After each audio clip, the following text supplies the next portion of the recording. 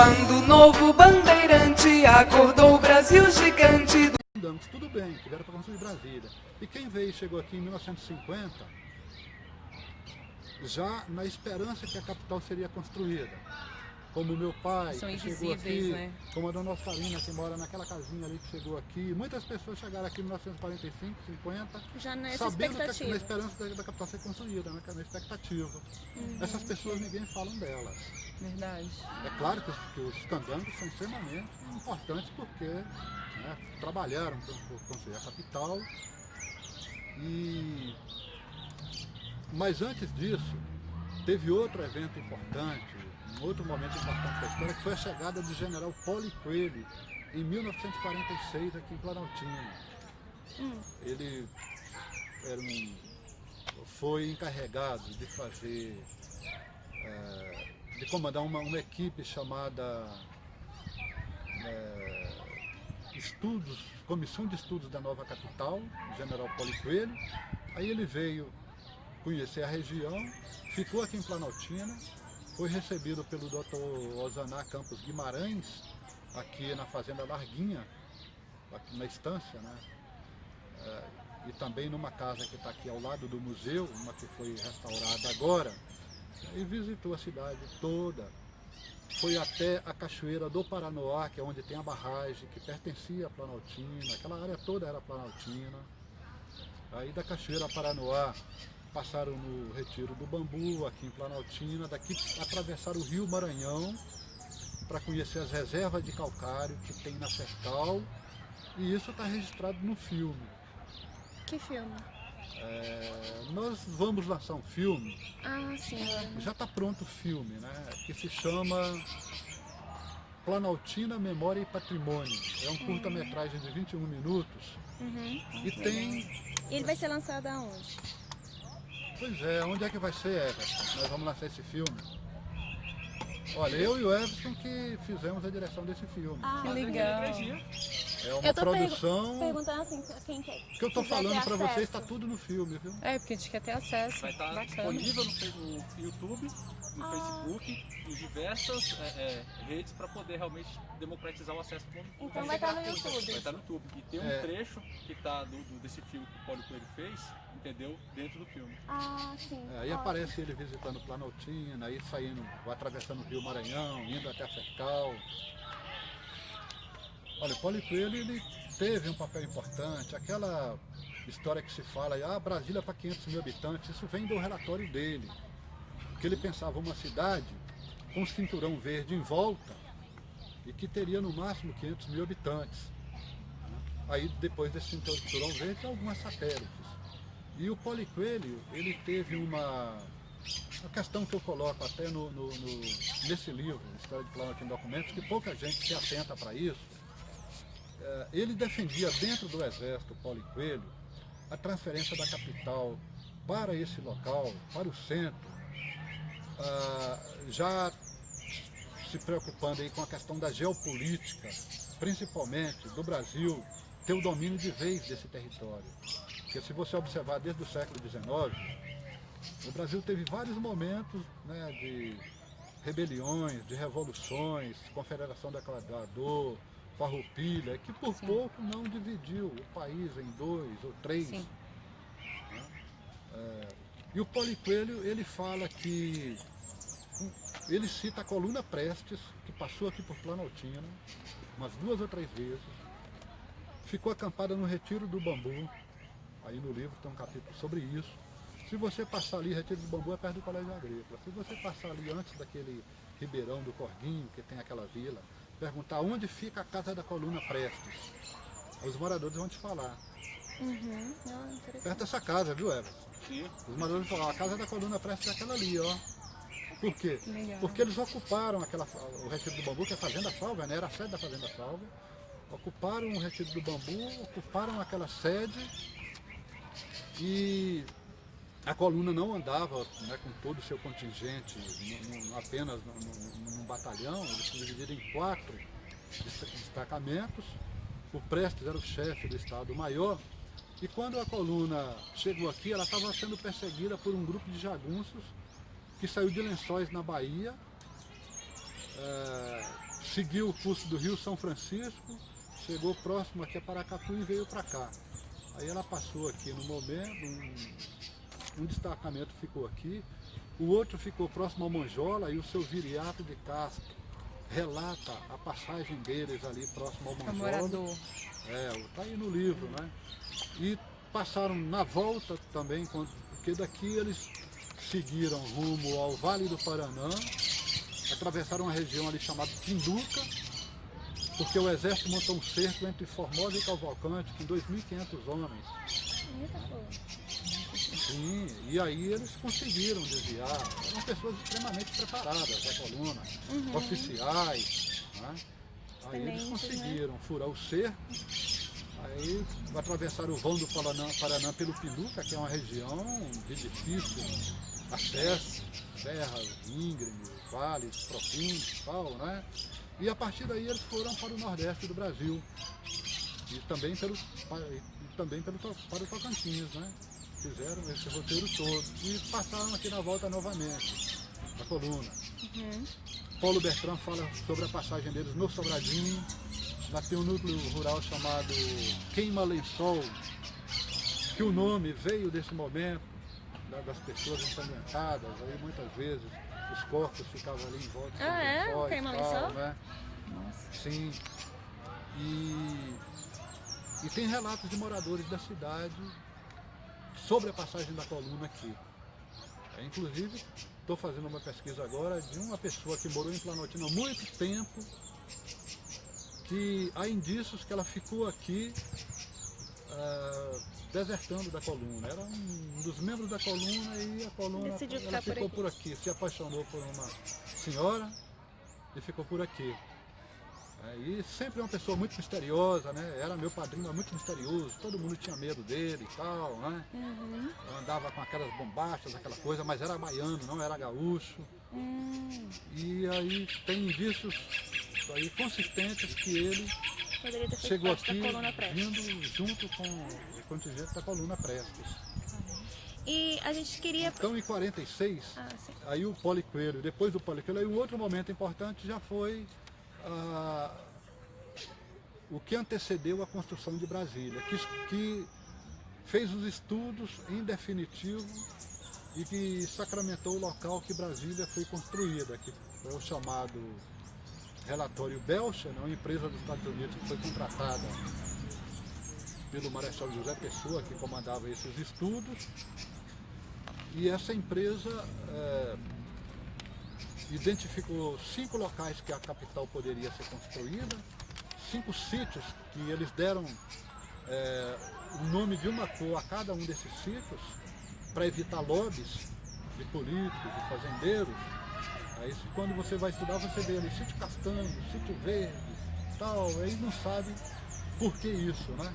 Justamente com esse intuito, né? Na medida que os técnicos começaram a fazer a votação para escolher os locais ideais, aí considerando uma série de fatores. O sítio Castanho foi o escolhido, que é onde ficava a fazenda Bananal, que tem o plano piloto hoje. E a fazenda Bananal pertencia à dona Gabriela Freitas Guimarães e seu Salvador Freitas Guimarães, dono da fazenda Bananal desde 1927, que era propriedade do coronel Salviano Monteiro Guimarães. Aí quando se vai fazer pesquisa sobre o assunto, existe um documento no arquivo público que fala que o Jorge Pérez era o dono da fazenda Bananal.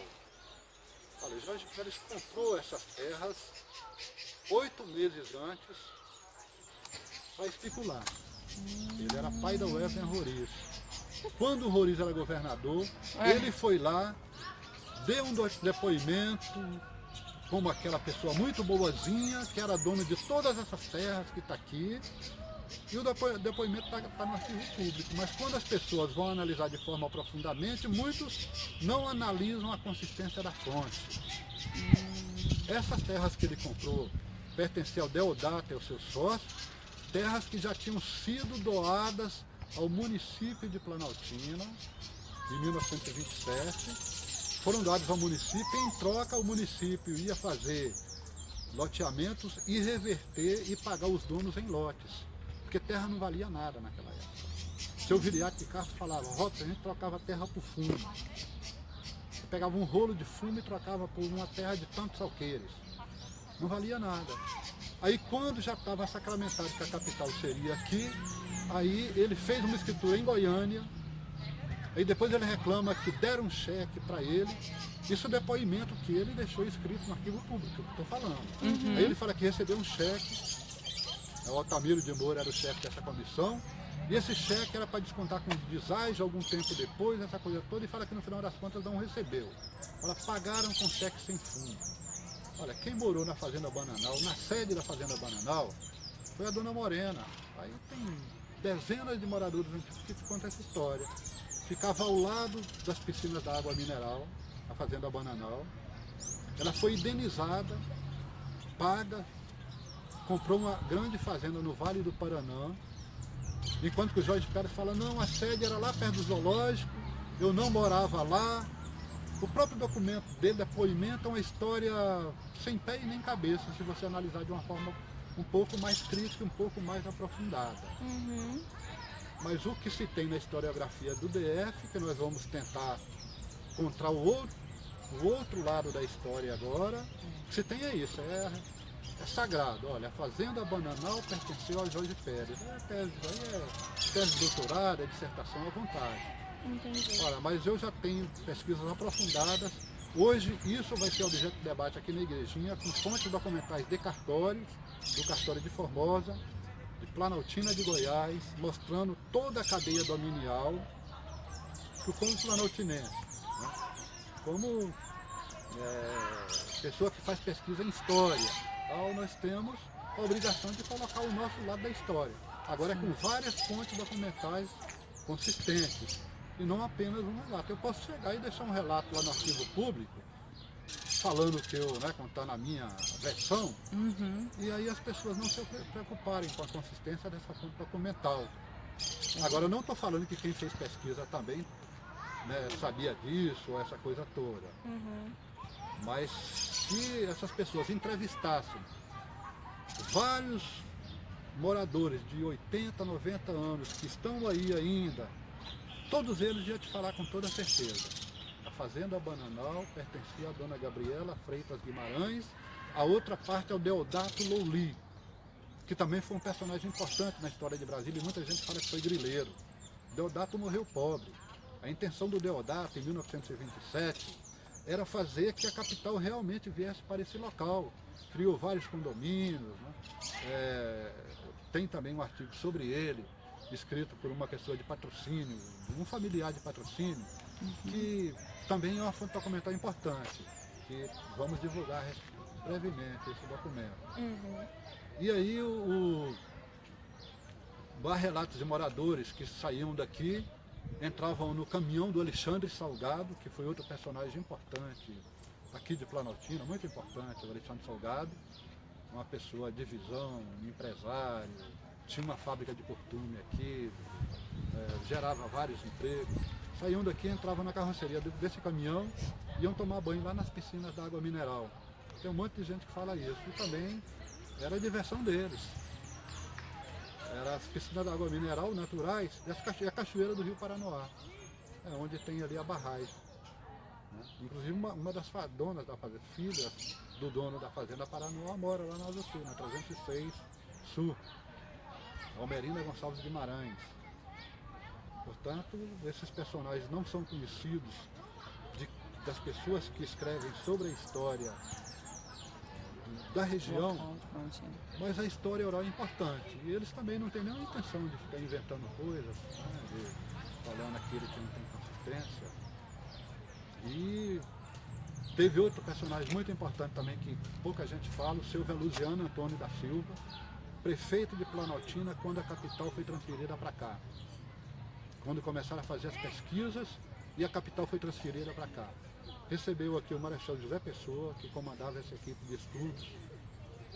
José Pessoa chegou aqui tendo depoimento e falou para ele que a capital só seria construída aqui se houvesse um decreto da cidade fazendo a reversão dessas terras para o governo de Goiás. O decreto está aqui no livro. Aí o que o seu Lusa fez, depois que ouviu isso do Marechal José Pessoa, o seu Lusa reuniu a Câmara de Vereadores 5 horas da tarde e 5 da manhã já estava aprovada a lei e ele publicou o decreto logo depois. E aí ele recebeu também o JK, olha, está aqui o decreto. Olha, o decreto é de 3 de janeiro de 1956. Olha o que ele fala.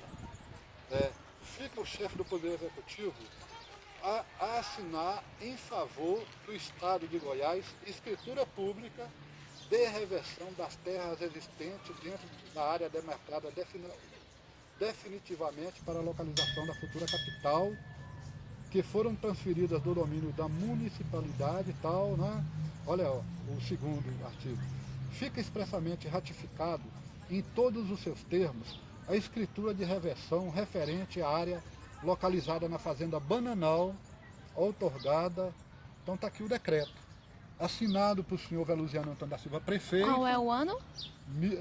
3 de janeiro de 1956. Assinado por ele, e olha só, a secretária Maria Rita Alves, mora lá na W3 Sul. Ela era secretária secretária do prefeito. Ah, secretária do prefeito. Participou do momento desse. Então vejam que a nossa narrativa, ela tem fontes documentais consistentes. Esse decreto está no cartório de Planaltina de Goiás. E aquilo que nós colocamos, né, que nós temos a preocupação em separar o romance da história. E aqui o primeiro núcleo, né, o que era Planaltina, uma foto aérea do IBGE. Olha, o setor tradicional, o centro histórico é isso aqui, ó. Olha só, 1, 2, 3, 4, 5, 6, 7 ruas verticais e 6 ruas horizontais. Uma foto aérea do IBGE de 1958. Outro documento importante. Olha, outro documento importante está logo aqui, ó. Olha só, o setor tradicional delimitado aqui. Isso na gestão do seu Luz ainda, antes de Brasília ser construída. E logo ao lado, já várias quadras sendo projetadas para a expansão da cidade. Então, o limite ao norte era a Avenida Marechal Deodoro, Avenida São Paulo, Gomes Rabelo, São Paulo Independência, é o que está aqui acima, ó. E aqui vem a Vila Buritis, ó. A Vila Buritis está aqui, ó. Então tudo isso aqui, ó, lotes projetados para a expansão da cidade. Isso é de que ano? Isso é de 1958, da gestão do seu Lusa, quando era prefeito. 2 anos. Por quê? Porque Brasília já estava sendo construída. Ele sabia que a capital seria aqui, claro, não tinha mais dúvida. E aí, um projeto para a expansão da cidade. Essa planta eu encontrei na prefeitura de Planaltina, uma planta de arquitetura, de tal, essa coisa toda. E aí o que eu fiz aqui foi só delimitar o centro histórico. O resto é a planta original. Bom, aqui é o mapa que apareceu no livro aí que mostra o que era Planaltina antes do DF, né? Planaltina, Formosa e Lusiânia. E aí essa região toda aqui. Bom, então até Brasília, esses são os momentos que eu considero importantes da história. Depois da inauguração de Brasília, aí a cidade muda, né? Também tem aqui no livro. Ela deu uma outra vida à cidade, a Vila Buritis, o comércio ficou muito mais forte, pessoas começaram a chegar, enfim, a cidade mudou totalmente, começa a receber uma estrutura de esgoto, asfalto, e também o Vale do Amanhecer, que era pequeno na época, mas que passa também a ter uma importância grande na história da cidade. Aí depois vem os demais bairros, né? Aí vem Vale do Amanhecer, Vila Buritis, 68 e 69, né? Buritis 68 e Vale 69. Depois disso vem a Vila Buritis 1, vem o Buritis 2. Mas isso tudo no contexto da construção de Brasília? Depois, né? bem depois, década de 80. Década de 80. Aí vem Buritis 2, 3, Jardim Roriz, bairro de Fátima, depois Buritis 4, Arapuanga, Estâncias, aí década de 90. Aí vai crescendo, né? Sim, aí é a Planaltina que nós temos hoje, né? Então tá. Você acredita que o ensino de história de Planaltina pode mudar a forma que os estudantes veem a cidade? Você acha que dentro das aulas o professor Olha, não consegue? só o de Planaltina, como o do DF. Eu ministrei um curso, eu coordenei um curso na EAP, com professores da Secretaria de Educação, em 2008, com 60 professores da Secretaria. Foi o primeiro curso que tinha uma abordagem histórica, seguindo muito a estrutura da história montada pelo Paulo Bertrand, que começava na pré-história até Brasília. Nós fizemos esse curso justamente com a intenção de você fortalecer essa narrativa local dentro da historiografia tradicional. Ou seja, no momento que o professor pega um livro didático e começa a falar de pré-história. Olha, a nossa mãe ancestral lá na África, a Etiópia, a Lucy, e a pré-história aqui. Aí você pode falar do que se tem, principalmente Toca da Onça, que já foi estudada por arqueólogos, sítios em Planaltina de Goiás, Unai, um sítio arqueológico extremamente valioso, muitos artefatos líticos encontrados, que pouca gente conhece também. Em Formosa também tem bastante. Formosa né? tem. Formosa também, né? Tem sítios vários. E aqui dentro do DF, vários também. O Parque Três Meninas em Samambaia, esse que foi descoberto recentemente. Aí você pode fazer isso em toda a grade curricular de história, porque a grade curricular de história, de 5ª a 8ª série, é história antiga, média, moderna e contemporânea, e Brasil, colônia, Império e República, é isso. No segundo grau é a mesma coisa. Sim. O segundo grau começa no primeiro ano, Idade Antiga, Média, aí no segundo vem Moderna, Contemporânea, e vem Brasil, colônia, Império e República. Aí não é só em história. Eu dei aula no GISMO, de ensino médio até pouco tempo, aí você percebe que essa mesma linha da história, ela é idêntica em artes, porque você estuda a história da arte, você estuda a mesma coisa. Artes História. no ensino médio. Geografia, parte também você segue essa estrutura, e literatura no ensino médio. Aí você pode, por exemplo, quando entrava no terceiro ano em Brasil República, terceiro ano do ensino médio, aí você falava do momento, dos primeiros momentos da República, né? Antigamente falava-se República Velha, né? Hoje já fala-se Primeira República. Aí você pode falar também da Missão Cruz, da importância da capital ser transferida para esse local, porque quando o general Paulo Coelho defende que a capital fosse construída aqui, fala desses movimentos que estavam ocorrendo com a Coluna Prestes, ele tem uma argumentação que é sobre a questão da desigualdade. Pouca gente se atenta para isso. Ele fala que a população do interior tinha uma renda 12 vezes menor do que a população do litoral e 24 vezes menor do que a renda do cidadão médio estadunidense. E fala que isso era um grande motivo, que era um motivo fundamental que poderia ameaçar a unidade do território nacional. Ele entra na questão da geopolítica. Quase ninguém se atenta para isso. Mas um general do Exército pensando dessa forma. E com a transferência cita a Revolução Federalista, cita a Revolução Constitucionalista de 1932, quando Vargas assumiu o poder, a oligarquia paulista queria tomar de volta. Cita a Coluna Prestes, que rodou aí não sei quantos mil quilômetros e tal, foi pouco ameaçada, e ele coloca essa questão como primordial para que a capital fosse construída nesse local. Entendi. Tem gente que acha que Brasília não foi importante para essa questão de desenvolver. Eu sou totalmente contra essa teoria. Eu acho que foi muito importante. Tanto é, se for analisar hoje, a renda de quem vive aqui em Goiás, no Mato Grosso, no DF, de quem vive no litoral, a renda média não vai ter diferença. Talvez aqui seja até maior.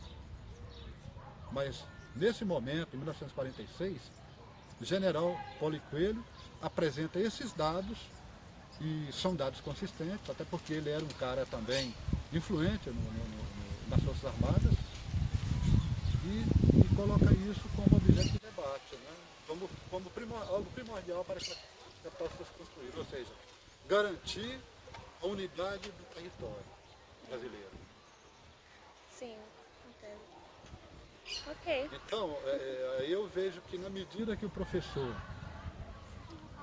quando está falando, né, no caso aí da pré-história na África, começa a falar aqui, o aluno já tem um interesse maior. Eu Sim. falava, Bisnal, professor, mas lá já teve homem da pré-história, não sei o quê, eu conheço. Aí ele passa a valorizar, Valoriza a sua história, sua ajuda a cidade. preservar. O município, as pessoas desenvolvem o sentimento de pertencimento, de importância e tal, né? Porque antigamente falava, mas aqui tinha história, professor, mas aqui em Brasília tinha história e tal, né? Eu ouvia muito isso. As pessoas achavam que não tinha, por quê? Porque não aparecia nos livros. Uhum. Então eu tive essa experiência de que na medida que você começa, sem prejuízo à questão do Enem no ensino médio, por exemplo, porque ensino médio só tem uma coisa na cabeça, é Enem, não tem mais nada. Enem, Enem, Enem. Mas sem nenhum prejuízo a estudar essas questões, né, que faz parte da grade, você pode colocar a história local, a história regional, e com certeza vai ter um interesse muito maior, vai deixar de ficar aquela aulinha chata, aquela coisa que você fala pro cara, Austrália, o cara fica sonhando, imaginando que diabo é isso, Onde Austrália fica? e tal, né? Aí acha que é Áustria, acha que é Europa, não sabe se é na África, na Ásia. Verdade. E então a grande importância eu acho que é essa. Aí quando nós fizemos esse livro, a intenção foi justamente essa, de oferecer possibilidade para que o professor, na medida que está trabalhando conteúdo de história, e aqui nós seguimos toda essa linha da história, ele vai ter elementos para colocar Planaltina dentro das suas aulas, sem nenhuma questão de ter que não trabalhar aquele conteúdo. O professor ele tem muita atividade, ele tem de cumprir com muita coisa, é diário, tal, né, aquela grade toda. E aí muitas vezes ele não tem tempo para isso. Trabalhar a questão ambiental, né? E também a história local.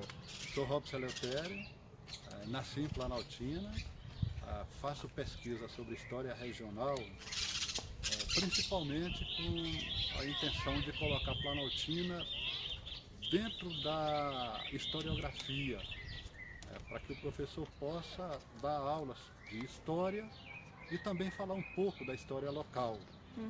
Tenho 60 anos, dei aula na Secretaria de Educação, hoje estou aposentado, trabalhei no GISN há algum tempo atrás, no ensino médio, e a história de Planaltina, ela tem alguns momentos importantes. Aí nós podemos começar a partir do século XVIII, no momento em que descobriu-se ouro em Goiás. Aqui não foi um arraial aurífero significativo, mas no momento que o ouro foi descoberto, em 1722, o Anhanguera encontrou ouro no arraial de Santana, que depois virou Vila Boa e hoje é a cidade de Goiás. A partir desse momento, saíam pessoas do litoral de Salvador, do Rio de Janeiro, e vinham explorar ouro aqui no Planalto Central, principalmente em Pirinópolis, Lusiânia, Cavalcante aqui ao norte, os locais mais próximos ao quadrilátero do DF. E nesse momento, Planaltina passou a ser uma rota, uma referência, por conta das suas nascentes. Você encontra na cartografia do século XVIII a Lagoa de Mestre Darmas, bem nítida, né? Como uma referência que nasce aqui em Águas Emendadas, a Lagoa Formosa, que hoje fica em Planaltina de Goiás, e a Lagoa Feia. E, curiosamente, são lagoas que vertem para bacias diferentes do continente. A Lagoa Mestre Darmas, ela é formadora do rio São Bartolomeu, que é afluente do rio Paranaíba, e bacia Platina, vai para o sul. A Lagoa de Planaltina de Goiás é nascente do rio Maranhão, que é o grande formador do rio Tocantins, e a bacia do complexo Tocantins-Araguaia. E a Lagoa Feia é nascente do Rio Preto, que cai no Rio Paracatu e é o primeiro grande formador do São Francisco. E essas nascentes já apareciam com destaque a partir do século XVIII. Aí o meu primeiro livro, que eu lancei em 2012, tinha esse nome, Na Rota das Nascentes. Foi o nome que eu discuti com Paulo Bertrand em 2003, no momento que eu participei da elaboração do projeto Estrada Colonial do Planalto Central. Tive a honra de ser coautor desse projeto. E aí surgiu essa ideia em falar um pouco dessas nascentes que vertem para as principais bacias do continente. Nesse momento, por volta de 1730, 1740, você encontra em vários mapas as lagoas, encontra também documentos, fontes documentais importantes falando dessas referências. Uma delas, o Paulo Bertrand publicou no seu livro, que é o chamado Roteiro do Ouro do Urbano. É uma lenda de uma mina de ouro perdida aqui no Planalto Central e foi descoberta pelo Bertrand, uma carta que esse bandeirante urbano enviou à rainha de Portugal, falando dessa mina de ouro. E o Bertrand teve acesso a esse documento. E no momento que ele descreve o local que se encontrava essa mina, ele fala do Rio São Bartolomeu, fala do Rio Preto, fala do Arraial dos Couros, Formosa, e é uma fonte documental importante. Não, esse ouro não foi encontrado, mas tem pessoas de Planaltina que procuraram por muito tempo esse ouro. Os mineradores antigos tinham mapas falando onde a mina se encontrava. E aí, segundo a história oral, fica ali entre Águas Emendadas e a Fertal, mais ou menos esse local. Portanto, é a primeira grande fonte documental que eu tenho conhecimento, que detalha com uma certa precisão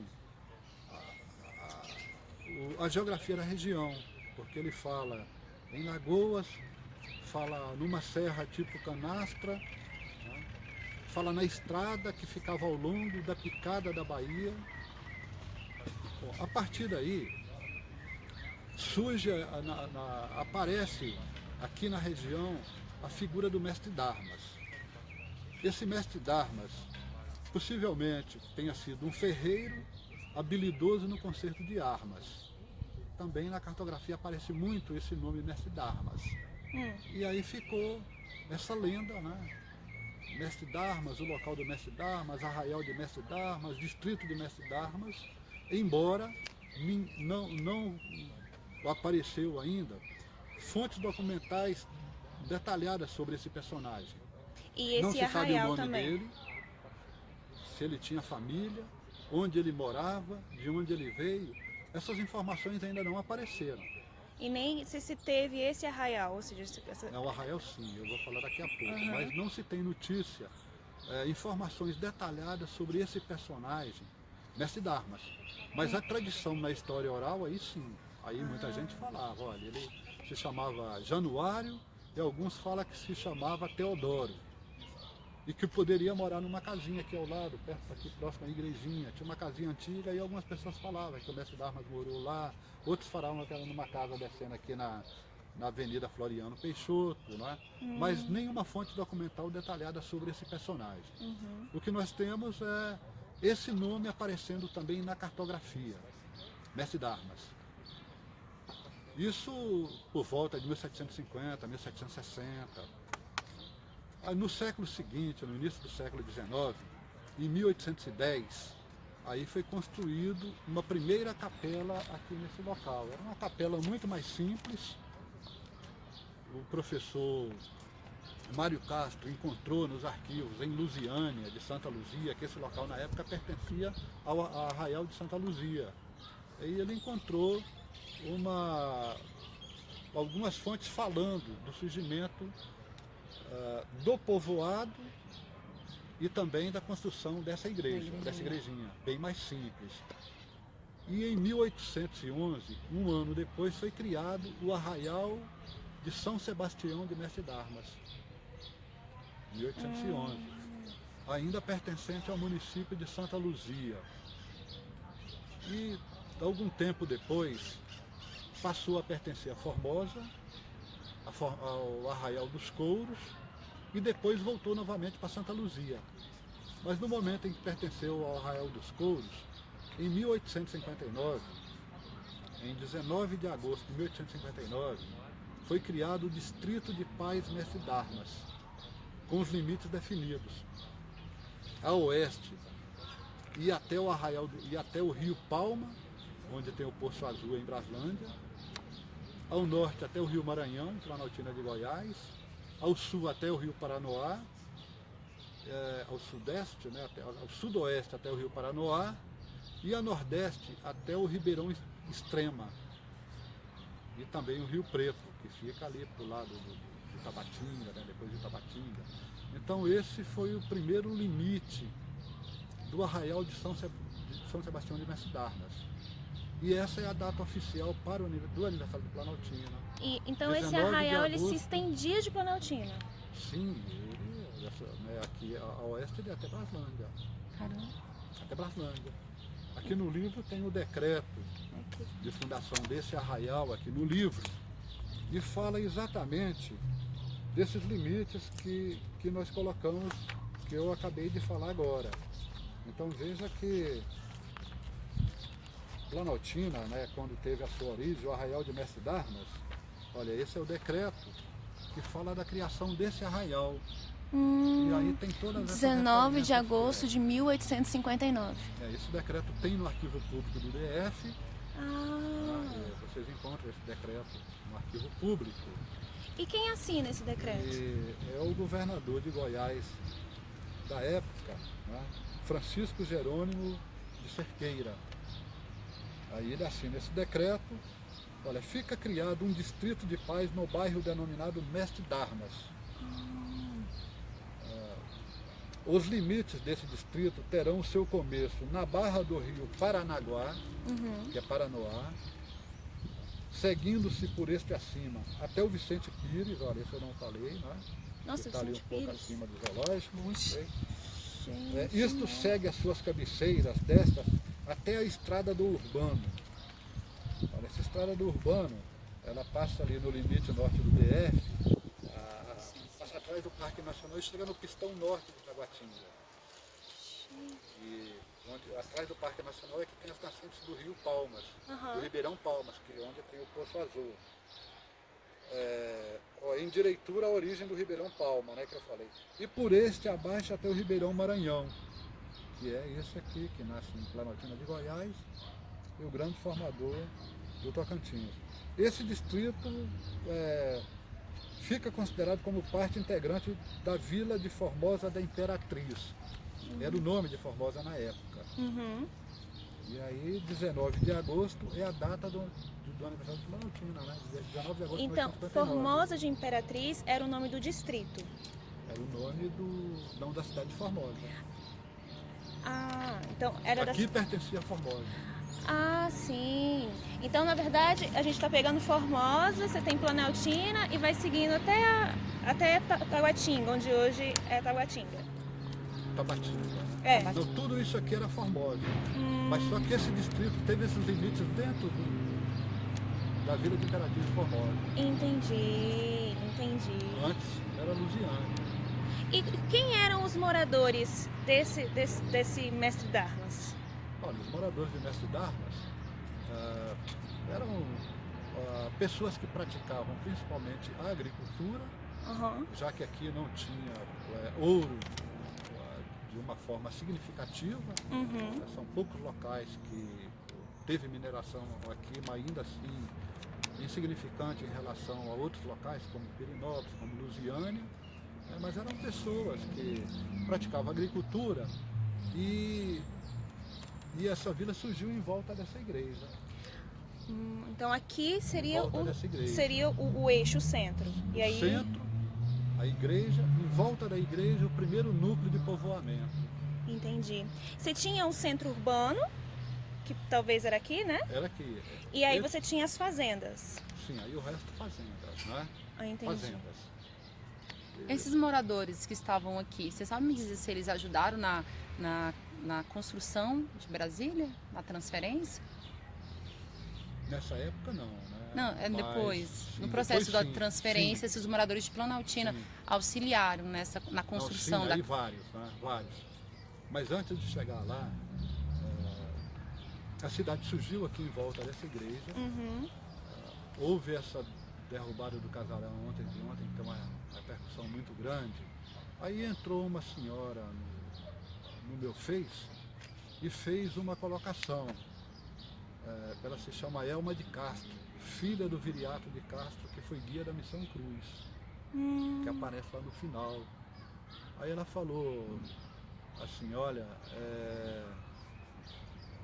uma das casas mais antigas de Planaltina, uma judiação. A cidade perde a sua identidade. Por que mais antiga?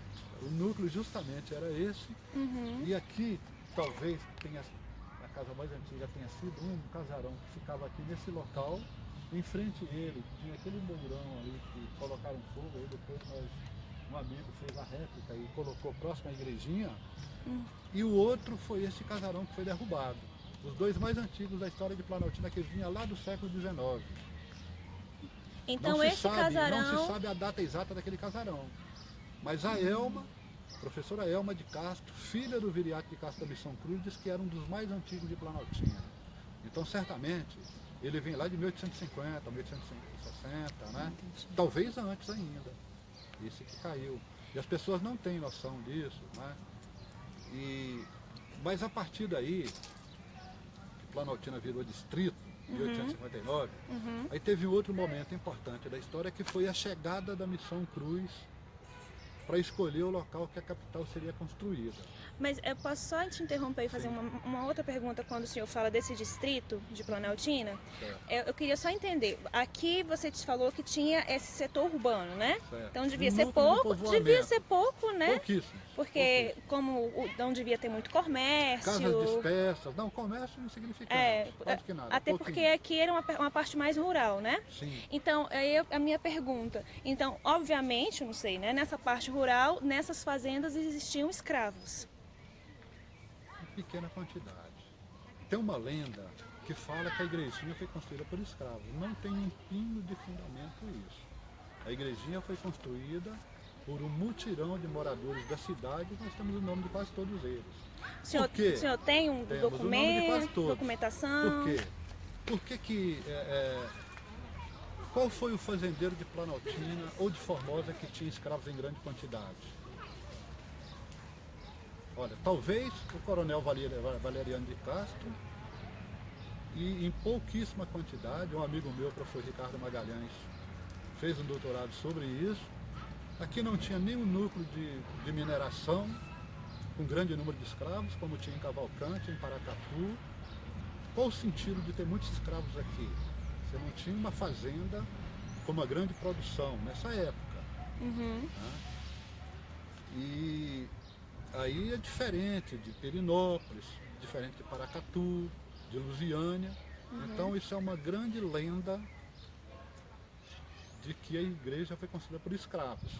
Porque história é uma coisa e romance é outra. As pessoas misturam muito história com romance. Mas romance o que o você senhor inventa, atribui? você cria. O que o senhor atribui é essa retórica de que a igreja foi construída por escravos? De onde poderia ter surgido? Olha, surgiu de um grupo que fala que faz trabalho de patrimônio aqui, essa coisa toda, aí jogou essa história, e aí as pessoas que não se aprofundam acabam, né, reproduzindo. Entendo. Mas nós temos o nome de várias pessoas, relatos orais, que construíram essa igreja. Foi um mutirão de moradores. Essa que está aqui, ó. Essa que está aqui, 1884. Mais ou menos isso. Bom, poderia ter um negro ali no meio? Sim, normal, claro. Mas que foi construída pelos escravos, tal, aí uma grande lenda. Entendi. Eu não conheço nenhum fazendeiro aqui que tinha escravos.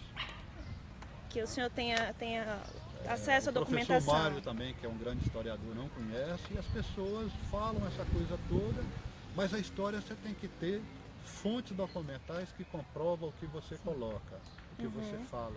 E indígenas, populações indígenas? Você Olha, tem registro? Indígenas, quem fala que houve, o primeiro a narrar que encontrou índios, talvez por aqui, foi o Anhanguera.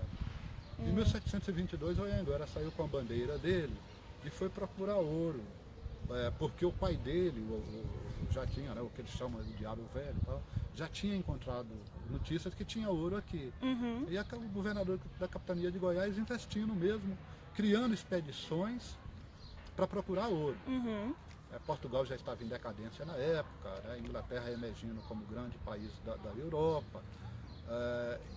E Goiás produziu muito ouro. Aí o Anhanguera saiu com essa bandeira em 1722, ficou 3 anos perdido no sertão e narra que encontrou uma tribo chamada Crixás. Ele fala isso. E Nessa região do Planalto sim, Central. não fala o local exato. Tem um livro chamado Índios de Goiás, coordenado por um grande historiador chamado professor Padre Schmidt, e tem pessoas, né, extremamente competentes.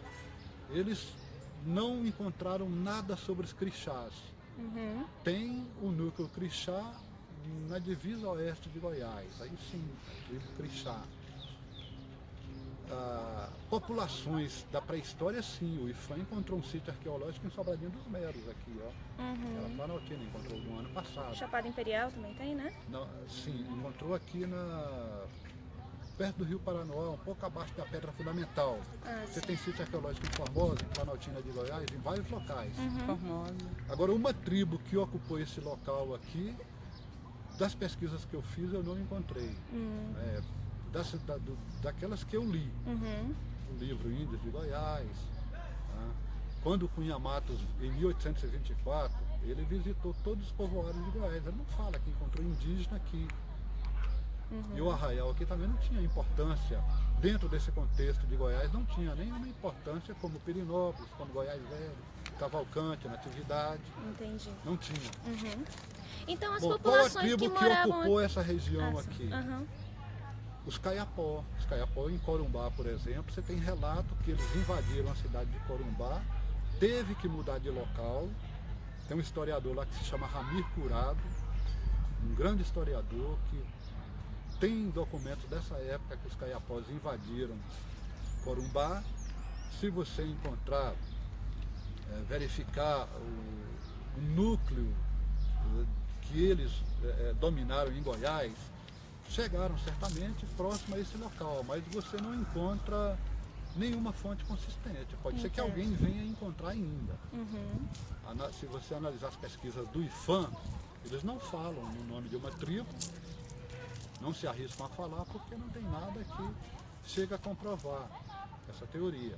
Agora, em Formosa, por exemplo, você encontra artefatos líticos, a partir do Bezerra.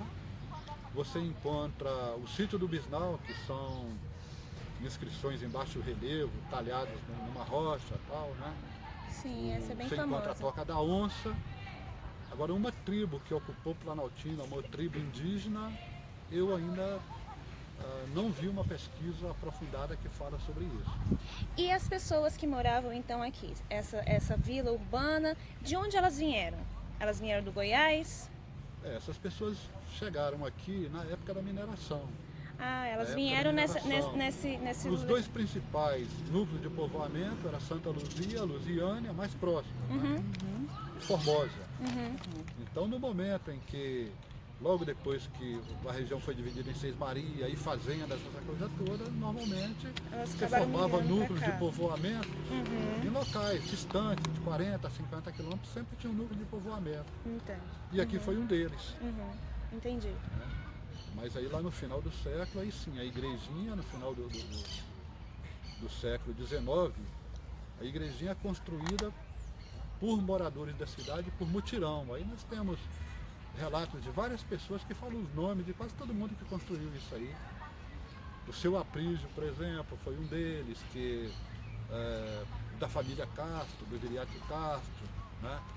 O parente da dona Iaiá, que morava naquele casarão ao lado daquele que foi derrubado, também, né? Tem alguma documentação que fala que a igrejinha ela foi doada pela família Gomes Rabelo? Tem algum documento que fala? Não foi. Foi construída por mutirão. Mutirão. E o território foi uma doação? Não tem nenhum documento que comprove que foi doado por algum fazendeiro? Não, o território ele foi doado sim, né? Isso logo depois de uma doença que assolou a região, aí a crença era muito forte, né? Mas sim, o documento eu não conheço também. Não, né? O documento de doação. É porque eu entrevistei uma moradora, uma senhora, e ela me contou. Não, sim, foi doado sim. Agora, possivelmente pela família Gomes Rabelo. Né? Mas o documento. Não tem. O professor Mário também não tem um documento. Talvez também tenha sido uma doação informal, né? Que não tenha, de fato, um documento, né? Precisamente. O livro Tombo 1 da igreja, ele foi roubado. Nossa. Quando eu fiz o meu curso de História, a pesquisa foi sobre Planaltina. E eu fui até a sede da paróquia para verificar quais as fontes documentais que tinha ali. Isso aí só peguei a partir do livro Tombo 2. O livro Tombo 1 são os registros que os padres fazem no dia a dia, né? O que acontece de relevante ali. Então. E esse livro foi roubado. Assim como a ata de fundação da Pedra Fundamental também sumiu, né? Um ato assinado por mais de 150 pessoas e tal, né? Tem alguém de Planaltina muito espertalhão que está levando esse documento, que já levou, porque isso aí implica desde questões de terras, fundiárias, de grilagem, Isso pode ter muito, por trás dessa história toda. Desapropriação de terra. E aí no momento que essa igreja foi fundada, logo depois chegou aqui a Missão Cruz. Aí nós colocamos a escultura da Missão Cruz aqui, e as pessoas sem saber direito o que estava acontecendo, né? Eu estou até fazendo um texto sobre isso. Por quê? Porque o Luiz Cruz, quando foi nomeado para chefiar essa equipe, para escolher o local da capital, aí ele fala no livro do filho dele, do Gastão Cruz, ele fala que fez uma reflexão logo no momento que se tornou chefe da comissão. Foi interpretar o artigo 3º da Constituição de 1891, a primeira Constituição da República, e lá fala que a capital deveria ser transferida para o Planalto Central numa área de 14.400 km². E aí ele começou a fazer uma reflexão para tentar identificar onde era o verdadeiro Planalto Central. Olha, vai construir um Planalto Central, mas o Planalto Central é imenso. Aí depois que ele... aí sempre ele se preocupado em identificar esse local, fazendo essa reflexão, assim que ele conclui as pesquisas, aí ele fala que o verdadeiro Planalto Central é aquele em que encontra-se nascentes que vertem para as principais bacias do continente. E qual é o centro dessas nascentes? Águas Emendadas. E aí esse nome, Águas Emendadas, aparece a ser citado por um membro da equipe dele, chamado Henrique Morizzi, que também era astrônomo. Logo depois ele concedeu uma entrevista ao jornal A Noite do Rio de Janeiro, que foi o primeiro empreendimento da família Marinho, da Rede Globo. Aí ele fala, né, nessa entrevista, né, o fenômeno que os naturais chamam de as águas emendadas. Aí escreve fenômeno, claro, com PH, tal, os naturais. Ou seja, Luiz Cruz foi o primeiro pesquisador que estudou de forma aprofundada o fenômeno de águas emendadas. Não teve ninguém antes dele. Antes do Cruz, o Adolfo de Varhagen veio à região em 1877, a mando do Dom Pedro II, mas o Adolfo de Varhagen foi para Formosa. Ficou 14 dias em Formosa, muita gente fala que é 2 meses, ficou 14 dias. Esse amigo que eu falei, o professor Ricardo Magalhães, fez um mestrado sobre isso, morou em Formosa, pesquisador extremamente meticuloso, tal. E em Formosa hoje tem a rua Visconde Porto Seguro, as pessoas não sabem por que isso. Aí muita gente fala, não, é porque veio um conde lá de Porto Seguro da Bahia, veio para cá, aí ficou esse nome. Aí vem as lendas, né? Vem as histórias. Mas o Van Hagen não fez pesquisa aqui. O primeiro a fazer essa pesquisa de forma aprofundada foi Luiz Cruz. Ficou acampado aqui nessa praça, segundo o relato de moradores antigos, a Comissão Exploradora do Planalto Central. Logo aqui abaixo tem o Ribeirão Mestre d'Armas, a Piteira, piscinas naturais.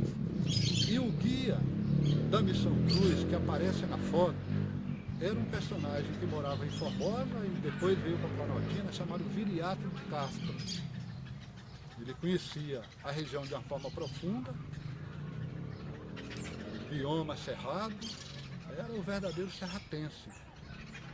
E o filho dele, a filha dele, mora aqui em Planaltina, a professora Elma, que eu falei há pouco tempo, e o neto dele, que tem o mesmo nome, Viriato de Castro Neto, mora na Fazenda Manjola, aqui ao lado. Então isso foi um momento importante. Aí, 30 anos depois, foi edificada a pedra fundamental no quadrilátero Cruz. Quando o Americano do Brasil e o Rodrigues Machado aprovou o projeto de lei mandando edificar a pedra fundamental aqui, o Americano do Brasil era um deputado, um historiador brilhante, né, mandando edificar a pedra fundamental nesse local. Ele fala em vários momentos no relatório Cruz. Então vejam só, isso tem muito a ver com a história de Planaltina. E por conta disso nós sugerimos que a escultura do Luiz Cruz fosse colocada aqui nessa praça. E depois da Missão Cruz, o outro grande evento de Planaltina da história foi a edificação da pedra fundamental. A partir daí, Planaltina passou a ser conhecida em todo o Brasil. E já tinha o nome de Planaltina. Sim, nesse momento sim. Planaltina, né, os principais jornais do Brasil estampavam matérias, né, sobre a transferência da capital, Jornal do Brasil, Última Hora, Jornal da Noite, jornal, um pouco depois Jornal do Comércio de Recife também.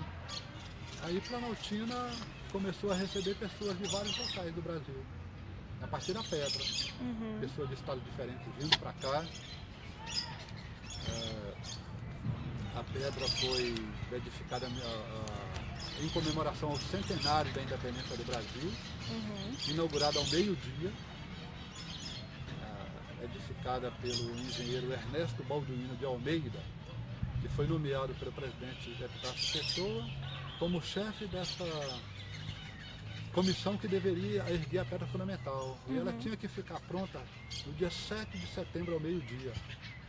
E quando foi feito a ordem de serviço para ele construir essa pedra, faltava 10 dias.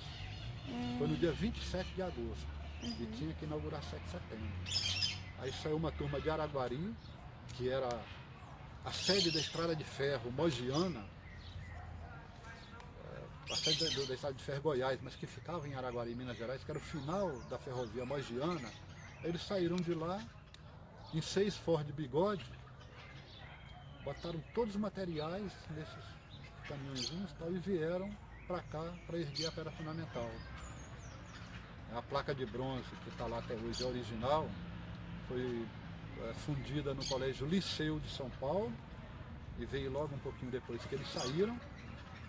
E aí tem no livro, o primeiro livro que nós lançamos sobre a pedra fundamental, e conta toda essa história.